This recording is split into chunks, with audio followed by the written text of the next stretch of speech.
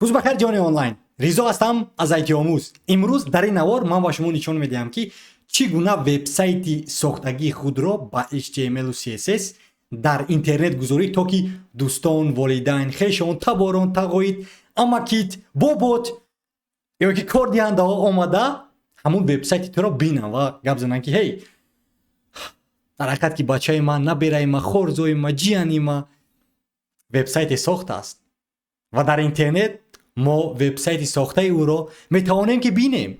خب این شخصی که شما در اکرانهای خود میبینید این سید عمر است و بله کمی گوشای وی چپر است و روزه وی فکر میکند که هی میدونه چگونه من وب صفحه خود را سازم و پس اون سید عمر با گوگل میرود، یعنی براوزر پسندیده خود را میکشاید و در براوزر پسندیده خود مینویسد به زبان انگلیسی ایتی آموز.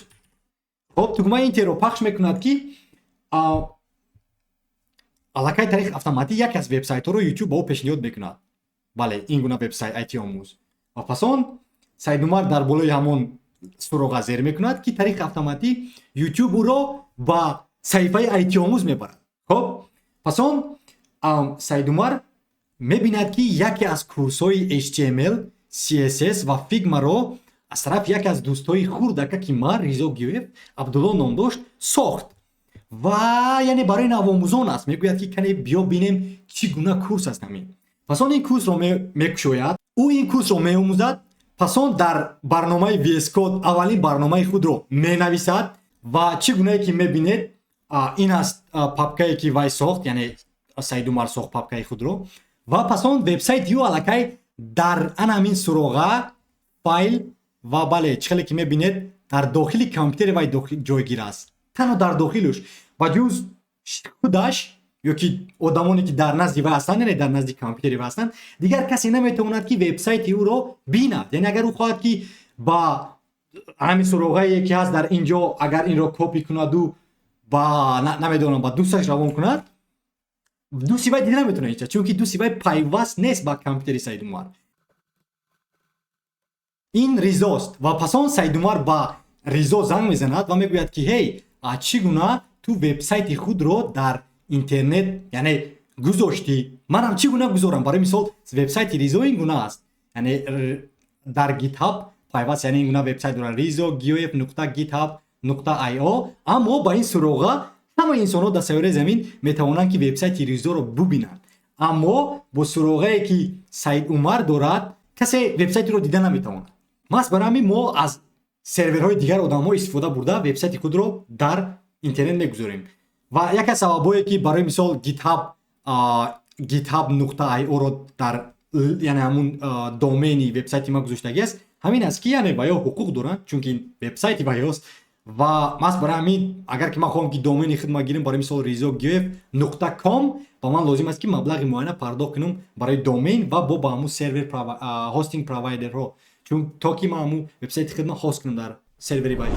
برای همین امروز ما صحبت میکنیم درباره گیتهاب. این مکانی است که برنامه سازان همون کدهای نوشته خود رو یا که لایه های خود رو در داخل گیتهاب میگذارن تا که برای آینده با یک بار دیگه اومدن دیدن همون کد رو، یعنی در اینترنت در همه جا بسته که تو در تاجیکستان هستی، در امریکا هستی، استرالیا هستی، تو میتونی که پیوست شوی با گیتهاب و کدهای نوشتگی خود رو که 10 سال پیش نوشته بودی ببینی یا بار دیگر و اون که دیگر انسان ها نیز میتونن که کدی که تو نوشته بودی و در گیتهاب گذاشته بودی استفاده برن. برای همین میریم در github.com و از روی خط میگذاریم و وقتی که از روی خط گذشتید داخل میشوید در داخل گیتهاب و پس اون بله این گونه سراغ دارد گیتهاب و در بالای رپوزیتوری زیر میکنیم و پس اون در بالای نیو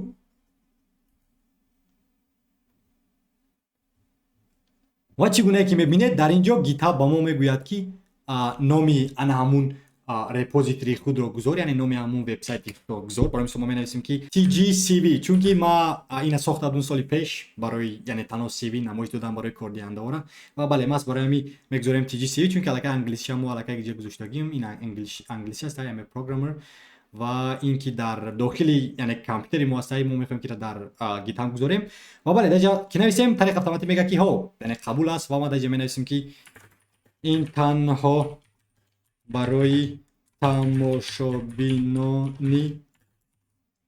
тамошобинони IT омӯз аст. ва пасон public start add readme file ва дар болои create repository зер мекунем. бале, тариқи автоматӣ мо зер кардем ҳамин хелам аст. ва пасон чӣ гуна ки мебинед танҳо як файл аст дар дохили инҷа readme ва tgcv навистагист ва навистагиаст ба забони тоҷикӣ. ин танҳо барои тамошобинони IT омӯз аст. баъд аз он навбати он расидааст ки мо ана ҳамун вебсайте ки сохта будем дар рабочий стол ё ки мизи кории худмон ки танҳо дар дохили компютери мо кор мекунад ва я ба ҷаҳони онлайн гузорем ё ки дар дохили GitHub гузорем. барои ҳамин ба мо лозим аст ки дар болои тугмаи add file зер кунем ва баъд аз вай upload files ҳастай дар болои ин зер мекунем ва танҳо ҳамин дар болои анамун папкаи худ як бор зер мекунем. хоб ва пасон ҳамаи ҳамина мегирему оҳистак мегиёрем дар инҷа drag and drop аз инҷа гирифтем дар инҷа мегузорем ва танҳо камтар интизор мешавем ки ҳамаи анам файлҳои мо дар дохили GitHub гузошта шавад. ва пасон бале меоем дар инҷа ва менависем ки файлҳои нав илова карда шуд ва пасон commit save changes камтар интизор мешавем. чӣ гуна ки мебинед ҳамаи файлҳое ки мо аз рӯи мизи корӣ гирифтем дар дохили GitHub гузоштем аллакай омода ҳастанд, яъне гузошта шуда ҳастанд. қадамҳои баъдӣ ин аст ки мо ба болои settings зер кунем. хоб ва пасон дар болои pages чӣ гуна ки мебинед инҷа дар навиштагӣ аст branch ва айни замон ба non аст, яъне non маънои не ва инҷа гуфтагӣ ки GitHub pages is currently disabled ва мо агар хоҳем ки ина enable кунем дар болои ана ҳамин тугмаи non зер мекунем non ё ки nan ва бале ма зер мекунем дар болош ва пасон main ва пасон тугмаи save ро зер мекунем ва тамом ба ҳамин тамом аллакай вебсайти шумо дар интернет аст. ҳамаи қадамҳое ки ба ту лозим буд ту анҷом додӣ ва каме вақт лозим аст. шояд ки 5 дақиқа 1 дақиқа 10 дақиқа максимум то 15 дақиқара лозим аст то ки GitHub анамун вебсайти туро дар интернет гузорад. ва вақте ки гузошт дар ҳамин settings pages ва чиқале ки мебинед ин аст суроғаи нави мо ки GitHub ба мо яъне омода кард ва бале ин аст вебсайти мо. дар болош зер мекунем ва ва аллакай чиқале ки мебинед вебсайти шумо дар интернет ҳаст ва ҳамин суроғаро мегиред ва ба ҳама равон мекунед, ба дӯсто, ба бародарат, ба амакат, ба ҳама равон мекунед. мегӯӣ ки ма вебсайт сохтум. барои мисол ма солҳои 2020 вақте ки аввал вебсайтсозиро меомӯхтам ин гуна вебсайти зебо сохта будам. барои мисол бинед чӣ гуна зебост. абрҳо аз инҷа ман Ризо барномасоз инҷа да абр бо инҷа да кӯҳҳои баланди Тоҷикистон ин расми зебои ман. дуруд ман iOS барномасоз ҳастам. чӣ қадр зебо яъне шрифтҳошам ва ин гуна чизҳорам гузоштагӣ ҳастем ки яъне ҷудо кунад пасон маҳоратҳои ман таҳризӣ, таҳиягарӣ, эҷодкунии видео дар YouTube, бисёри баъд себро дӯст медорам бла бла бла. ва танҳо дар вебсайти ман якта тугма буд ки ба ман дар тамос шав ва агар ки ина зер кунӣ тариқи автоматӣ мега ки ҳей мехоҳӣ ки почтара кушоӣ. агар почтара кушоӣ тариқи автоматӣ ба почтаи электронии ман меравад ва касе ки хоҳад чизе хоҳад менависад. ва бале инҷа дам Instagram агар ки монда будум бале ма Instagram доштим я вақто. ҳозир дигар Instagram надорам мутаассифона ки вебсайт кор намекунад дигар. Twitterам доштум ки кор намекунад дигар. бо чӣ доштум вебсайт доштум ки бале ин YouTube аст.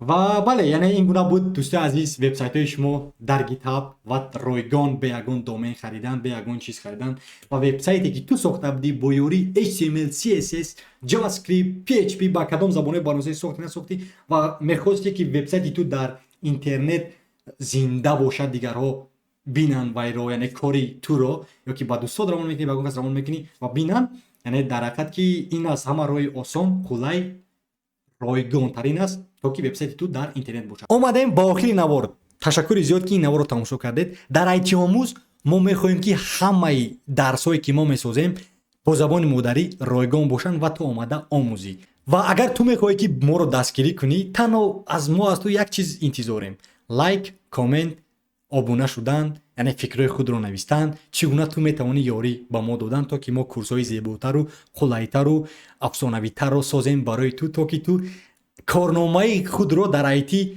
оғоз кунӣ. Чӣ гуна ки шумо мебинед аллакай вебсайти ман дар интернет мустақим аст ва ҳама метавонанд ки онро ба анами суроға бинанд. Ва агар ту низ ин қадамҳоро пайравӣ кардӣ, лутфан суроғаи вебсайти худро дар коммент ба мо равон кун, то ки мо дохил шавем ва бинем кори туро ки чӣ гуна вебсайт сохтӣ ва яъне мо бинему ҳаловат барему ба ҳотием. Ташаккури зиёд. То видеои дигар, хайр. Ҳей IT омӯз, IT-ро бо забони модарӣ ройгон омӯз.